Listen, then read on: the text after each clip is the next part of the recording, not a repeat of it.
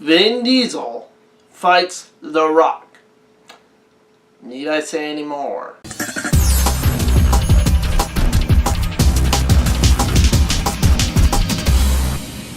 Before I get to Fast 5, you're probably wondering where my reviews of Tokyo Drift and Fast and Furious are. Well, I just didn't have time to review them, but I'll really quick give you my thoughts. For Tokyo Drift, it's my least favorite one out of the whole series. It has unlikable characters. None of the characters you do care about are in the movie. The characters are douchebags. I'll get more into it in a review that I'll do later. And Fast and Furious, I like it a tiny bit better.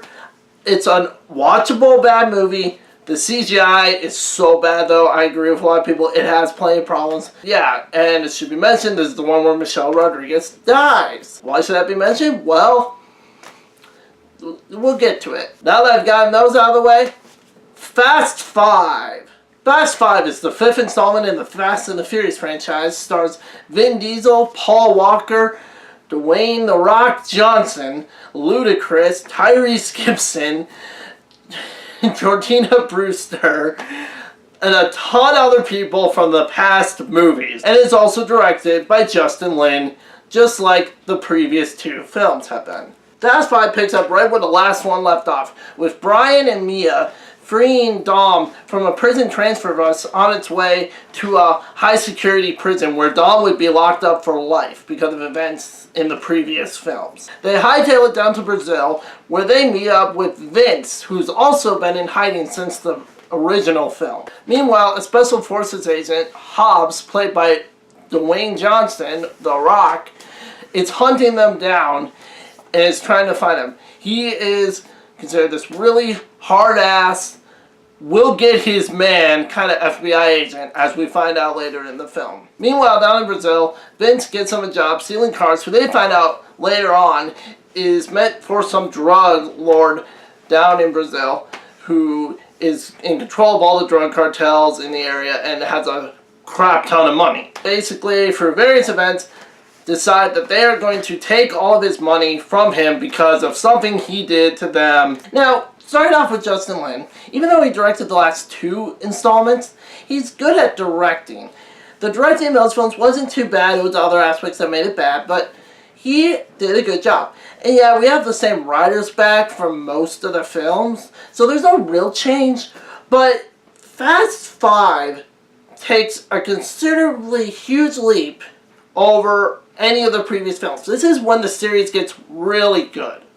Funny enough, it goes from being kind of a guilty pleasure series to elevating it to more of just your standard but really fun, entertaining summer popcorn blockbuster. One of the great additions to this film is Hobbs, the Special Forces agent who's hunting down Toretto and the rest of them. He's not really an antagonist. You can see where he's coming from logically, but he makes for a great obstacle for our characters to have to fight against and get past. And that just adds tension and a bit of suspense and just excitement to the overall action of the movie, which is great. There's some great chase scenes that are on foot in this movie. They don't just race cars in this movie. Actually, there's not a lot of street racing in this one. Quite an interesting change, but I get the reasoning behind it. Because it's like, we've seen that. How much more can you go off of that? We've seen street races and the drug lords and stuff. And yeah, we have a drug lord in this, but it's a much different story than just, oh, we need to do this street race to, you know, go against this drug dealer and then we're gonna shoot it out at the end, you know, or whatever. The other movies are fun, but this takes it to a whole new level, which I really appreciate. Overall, the acting in this movie is pretty good. I enjoyed seeing all the other characters from the previous films coming back, like Tyrese Gibson's character and Ludacris's character. They're great as comic relief and a good addition to this movie. Seeing Vince back in this movie is cool. I like the character arcs that all these characters have gone through since their previous films. They jumbled all these characters, but they actually did a pretty good job. They all have their moment. They all have a reason to be there. The script is well written, and it lets all the characters do something in this movie, which I really like. I won't spoil what it is, but there's a really fun to watch, totally silly, but who cares, it's fun, car chase scene at the end of this movie.